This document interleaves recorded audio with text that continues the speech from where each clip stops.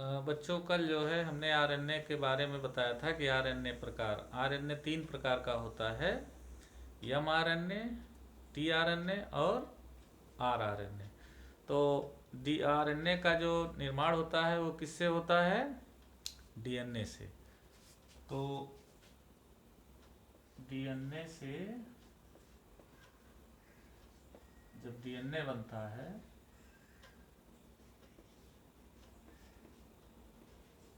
इसको कहते हैं रिप्लिकेशन।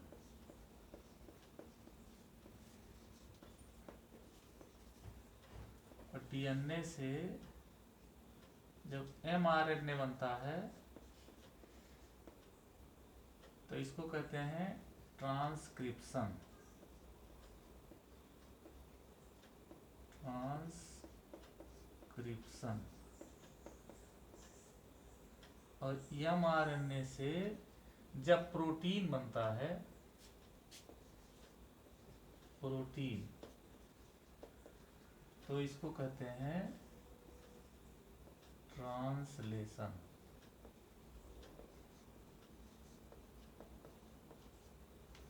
कहने मतलब जब डीएनए से डीएनए बनता है तो इसको कहते हैं रिप्लिकेशन, और जब डीएनए से एमआरएनए बनता है तो इसको कहते हैं ट्रांसक्रिप्शन। और डीएनए से एमआरएनए बनता है और एमआरएनए से प्रोटीन। तो आरएनए से जब प्रोटीन का निर्माण होता है तो इसको कहते हैं ट्रांसलेशन। इस तीनों शब्द याद रखना पड़ेगा कि रिप्लिकेशन क्या होता है, डीएनए से डीएनए का फॉर्मेशन क्या कहलाता है? रिप्लिकेशन। और डीएनए से आरएनए का निर्माण ट्रांसक्रिप्शन, और आरएनए से प्रोटीन का निर्माण ट्रांसलेशन कहलाता है। इसी को कहते हैं एक वैज्ञानिक थे क्रिक, उन्होंने कहा था सेंट्रल डोगमा। उन्होंने बताया कि डीएनए से एमआरएनए का निर्माण और एमआरएनए से प्रोटीन, इसको उन्होंने बताया था, इसको सेंट्रल डोगमा, सेंट्रल डोगमा, इसको उन्होंने सेंट्रल डोगमा बताया। ठीक है, तो अब हम इसी को पढ़ेंगे कि डीएनए से एमआरएनए का निर्माण कैसे होता है। ठीक है,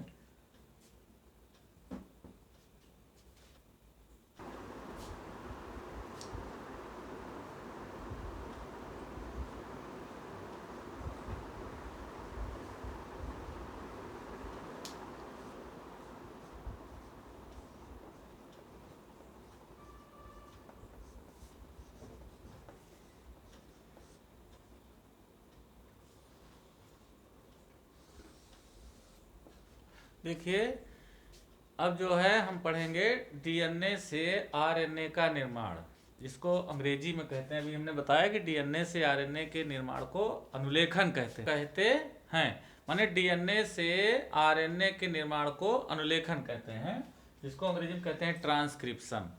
तो जैसा जानते हैं डीएनए डबल हेलिक्स होता है, इसका एक सिरा 3 होता है, एक 5। तो ये मान लीजिए 3' है और ये 5' है। तो इसका मान लीजिए 5' है और इसका 3' है। तो 5 है तो इसका हो जाएगा 3' और इसका हो जाएगा 5'। ठीक है, इसमें नाइट्रोजन बेस होते हैं इस तरह से, ये नाइट्रोजन बेस हो जाएंगे, एडेनिन, ग्वानिन, इसमें थायमिन जो है, इससे आरएनए का निर्माण होता है। ये डीएनए डबल स्ट्रैंड है,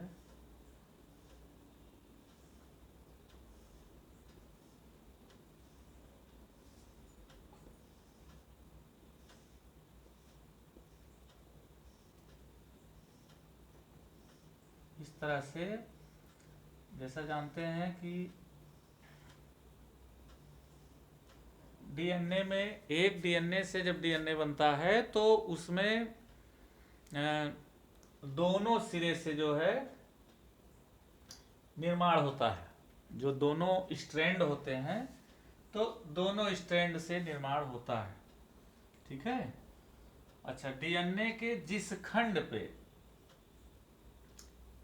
निर्माण होता है आरएनए का, उसे हम अनुलेखन इकाई कहते हैं।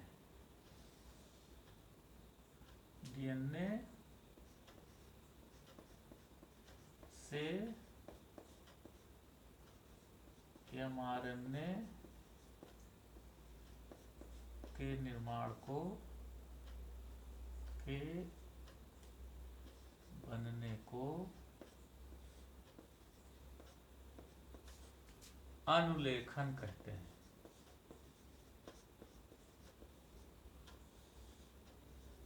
अनुलेखन कहते हैं। ठीक है। इसके बाद एक पॉइंट और है, डीएनए के जिस खंड से, डीएनए के जिस भाग से आरएनए का निर्माण होता है,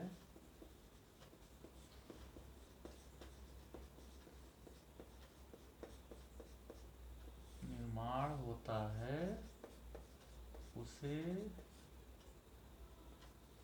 अनुलेखन इकाई कहते हैं।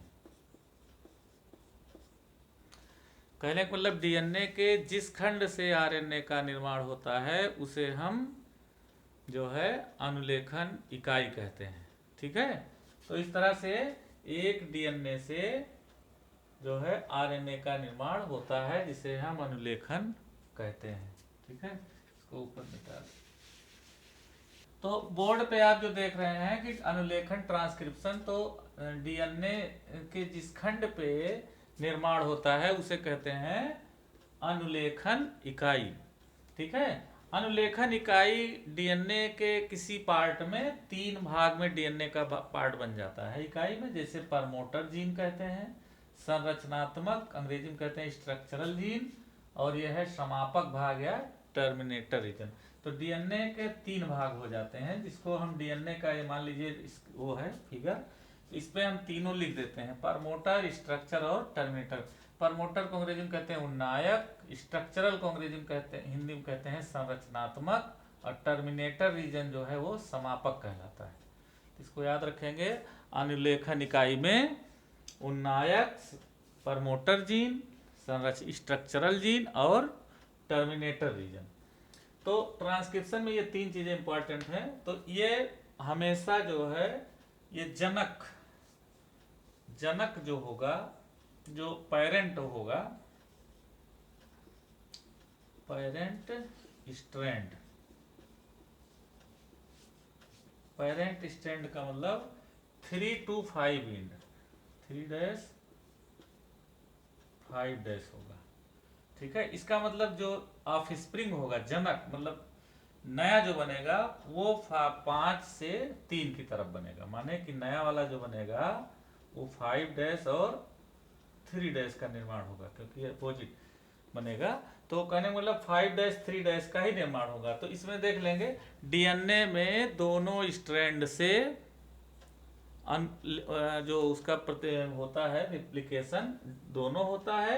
इसमें एक होगा 3 to 5 इंड जनक का होगा, और 5' 3' बनेगा। एक ही स्ट्रैंड बनता है इसमें 3 to 5। ठीक है। तो जिसपे डीएनए का निर्माण होता है उसे हम कहते हैं टेम्पलेट स्ट्रैंड।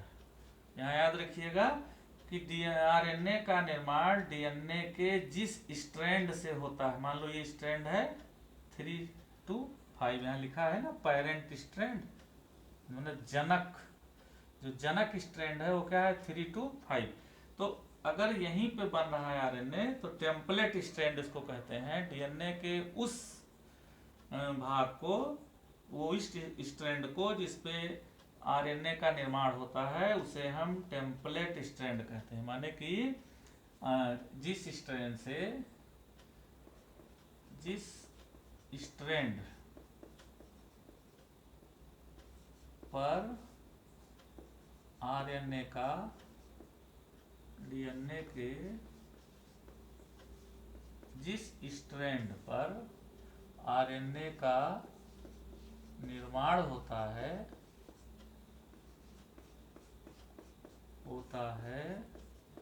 उसे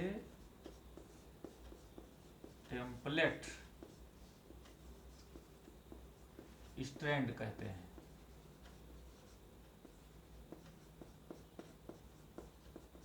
कहने का मतलब कि डीएनए के जिस स्ट्रैंड से, दोनों स्ट्रैंड से नहीं बनेगा आरएनए, एक कैसे बनेगा, तो जिस स्ट्रैंड से आरएनए का निर्माण होगा उसे हम टेम्पलेट स्ट्रैंड कहेंगे। और जिससे नहीं होगा, जैसे इससे नहीं हो रहा है, 5' 3' से नहीं हो रहा है, तो इसको हम कहेंगे कोडिंग स्ट्रैंड। तो यहाँ लिख लेंगे, इसको लिख लेंगे डीएनए के जिस स्ट्रैंड से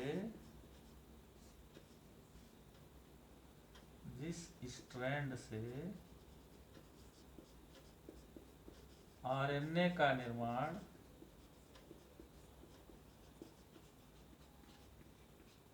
नहीं होता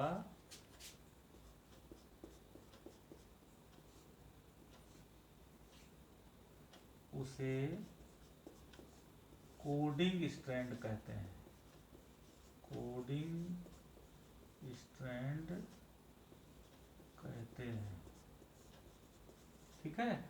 और उसके बाद फिर ये इस रीजन को जहां से आरएनए बनना चालू होगा उसे कहते हैं प्रमोटर, स्ट्रक्चर और टर्मिनेटर। 3 हमने यहाँ लिखा है। फिर इसमें क्या होता है कि जब बनना होता है तो इसी प्रमोटर पे, उन्नायक पे, ये मान लीजिए उन्नायक है, तो उन्नायक पे ही आरएनए पॉलीमरेज एक एंजाइम है जो आके यहाँ जुड़ जाता है। और जैसे ही आरएनए पॉलीमरेज जुड़ता है, एक सिग्मा फैक्टर इस आरएनए पॉलीमरेज में जुड़ जाता है। फिर ये आरएनए पॉलीमरेज कुछ जुड़ने, जब सिग्मा फैक्टर इसमें जुड़ जाता है तो ये आगे बढ़ जाता है स्ट्रक्चरल जीन पे, ठीक है। फिर स्ट्रक्चरल जीन में जैसे ये बढ़ेगा, यहाँ का जो हाइड्रोजन बांड है वो खुल जाएगा। हाइड्रोजन बांड खुलने का मतलब है ये बीच में हाइड्रोजन बांड इसके खुल जाएंगे। हाइड्रोजन बांड जब खुल जाएंगे तो इसका निर्माण यहाँ चालू हो जाएगा। एमआरएनए का निर्माण स्ट्रक्चरल जीन में चालू हो जाएगा। तो जैसे मान लीजिए यहाँ बना था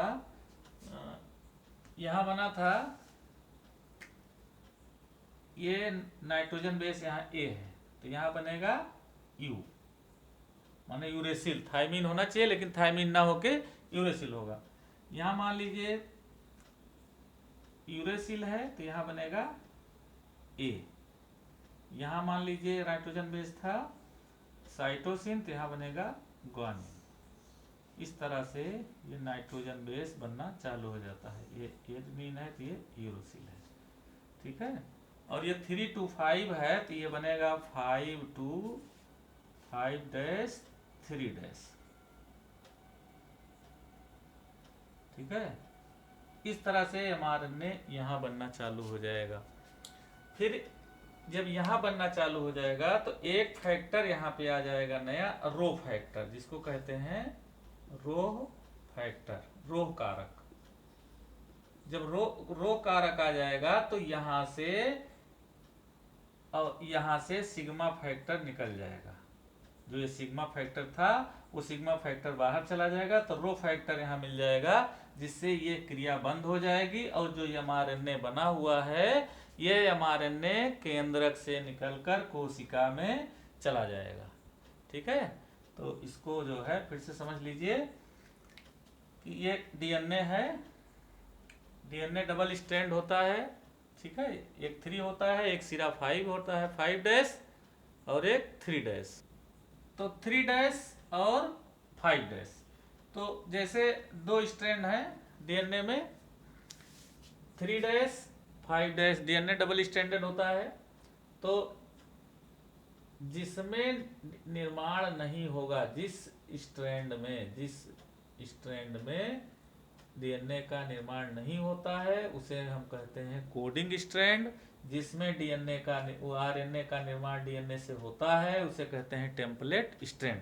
तो डीएनए का वो स्ट्रैंड जिसमें आरएनए का निर्माण होता है उसे कहते हैं टेम्पलेट स्ट्रैंड। यहाँ हमने लिख भी दिया है, डीएनए के जिस स्ट्रैंड पर आरएनए का निर्माण होता है उसे हम टेम्पलेट स्ट्रैंड कहते हैं। जिस पर यहाँ भी लिख दिया है, डीएनए के जिस स्ट्रैंड से आरएनए का निर्माण नहीं होता उसे हम कोडिंग स्ट्रैंड कहते हैं। तो पहले होता यह है कि सबसे पहले जो प्रमोटर है, जिसको हम उन्नायक खंड है, डीएनए का खंड उन्नायक, वहां पे आरएनए पॉलीमरेज आ जाता है।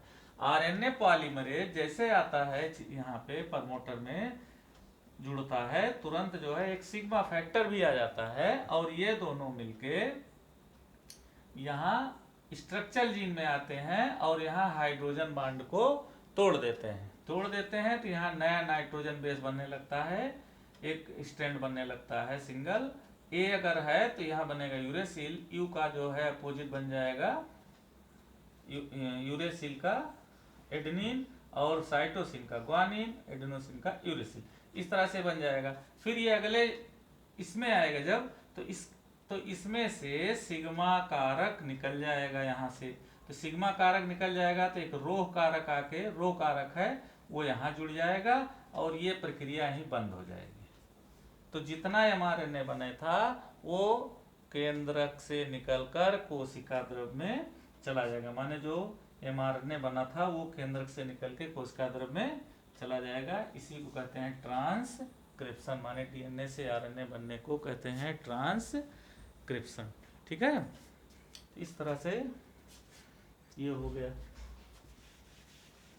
तो हमने बताया कि अनुलेखन इकाई में उन्नायक, प्रमोटर, स्ट्रक्चरल और टर्मिनेटर, ये 3 अनुलेखन इकाई होती हैं जो डीएनए पे मौजूद होती हैं। तो इस तीनों में सबसे काम पहला होता है प्रमोटर का, जहां से स्टार्ट होता है, जिसको कहते हैं इनिशिएटर। इनिशिएशन आपको एनसीईआरटी बुक में भी ये डायग्राम अच्छे से मिलेगा, वहां भी इसको पढ़ें, उसी से बनाया ही गया है, ये एनसीईआरटी का ही डायग्राम है। तो इसमें प्रमोटर भाग यहाँ दिखाया गया है। ठीक है, पहला जो यहाँ बताया गया है उन्नायक, जिसको कहते हैं उन्नायक या प्रमोटर। प्रमोटर रीजन मान लीजिए यह है 3-5। तो अभी हमने टेम्पलेट के बारे में बताया, कोडिंग स्ट्रैंड और टेम्पलेट। टेम्पलेट पे ही आरएनए का निर्माण होता है। तो प्रमोटर के भाग में ये जो है पॉलीमरेज एंजाइम आके यहाँ जुड़ गया। इसके जुड़ने के बाद ये सिग्मा बैंड भी यहाँ के जुड़ गया, कहाँ पे, आरएनए पॉलीमरेज में। तो यहाँ से स्टार्ट हो गया, प्रारंभ हो गया। प्रारंभ होने को ही कहते हैं इनिशिएशन। ठीक है, यहाँ प्रारंभ हो गया, यहाँ पे अनुलेखन ट्रांसक्रिप्शन प्रारंभ हो गया। तो इसके बाद फिर दूसरा है स्ट्रक्चरल। स्ट्रक्चरल देखिए 3-5, ये आगे चल करके जो प्रमोटर के बाद हमने बताया कौन आता है, संरचना, जहाँ पे एमआरएनए का निर्माण होता है। स्ट्रक्चरल हम कहते हैं जहाँ पे एमआरएनए का निर्माण होता है। वो भाग जहाँ पे एमआरएनए का निर्माण होता है उसे हम कहते हैं संरचनात्मक रीजन या स्ट्रक्चरल रीजन। ठीक है, तो यहाँ पे क्या हुआ, ये आरएनए यहाँ बनना चालू हो गया। हमने बताया था 3-5, तो ये बनना चालू हो गया, ये यहाँ आ गया। तो ये जो है इसका हाइड्रोजन बॉन्ड तोड़ दिया और यहाँ नया बेस बन गया, तो यह आरएनए एमआरएनए यहाँ बनने लगा। ठीक है, लेकिन यहाँ स्टार्ट हुआ, बन गया, लेकिन यहाँ से निकला नहीं। ये तो उसको कहते हैं इलांगेशन। ये लंबा होता गया, जुड़ता गया, इसमें अमीनो एसिड वगैरह जुड़ते गए और आरएनए का स्ट्रक्चर लंबा हो गया। तो ये यहाँ आरएनए स्टार्ट है, लंबा हो रहा है, इलांगेशन हो रहा है, इसीलिए इसको कहा जाता है इलांगेशन अवस्था। ठीक है, तो इलांगेशन के बाद फिर टर्मिनेशन का नंबर आता है, स्ट्रक्चरल के बाद टर्मिनेशन।